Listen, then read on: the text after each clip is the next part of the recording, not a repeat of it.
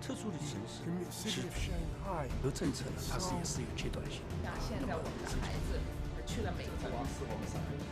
My friends met in Shanghai, married in Shanghai. Because what is in the need of Israel is in the capability of China, and what is the need.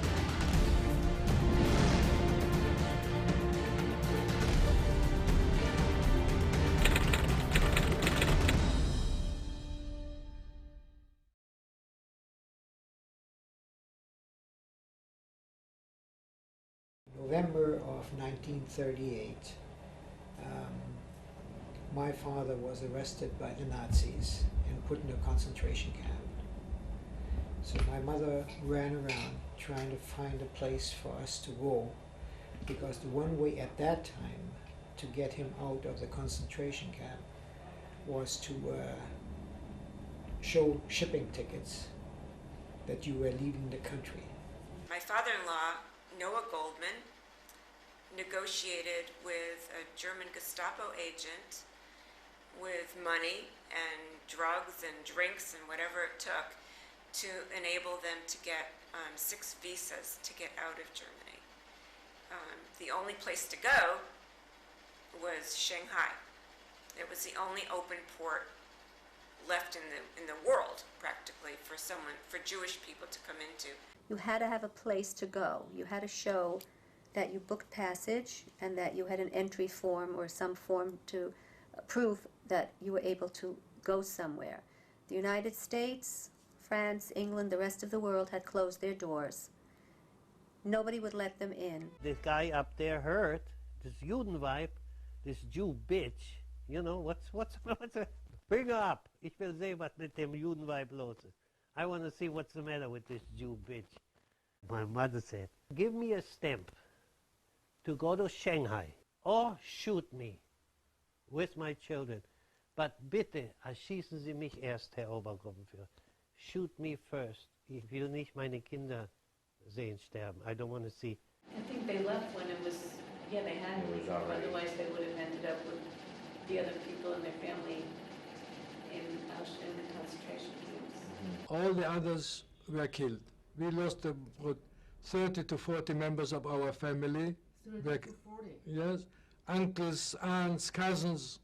They didn't get out in time, so they were all killed. I will continue till the day of my death to be thankful to the Chinese people for what they did to save that segment of Jewish refugees that would have been cut in the Nazi web and would have been destroyed. And just to take it a step further, I owe the meeting of finding my wife. It was only through their efforts. Otherwise, they would have been cut in Austria. If they weren't allowed to come to China, they would have been deported to the death camps, and I wouldn't have my wife today and my 2 daughters. That was the time when the maximum number of refugees like us were arriving. Everybody very poor, nobody with any money, everybody finding himself in a strange place. I got a job finally delivering bread. We were baking bread, and I would deliver the bread to different people, and for that I would get a half a loaf extra. And that half a loaf of bread was very valuable because you could sell it for other things, or you could eat it, and we were always hungry. And though we were all poor together, it was a place that we could, where we could find shelter, or we all would have died. We all would have been killed. In fact, those who did not leave did get killed. And it was a time when no one in the world opened their doors to us. But because of historical circumstance, even though Shanghai had a lot of problems of its own, Shanghai did open its doors. I want to thank the Chinese for their welcome and their kindness to us. Thank you. In the first week of the war, we left Warsaw, the bombs were falling, and we went to Vilna because that was outside the war. In Vilna, the war got closer, and we got a transit visa from the Japanese consul Sugihara.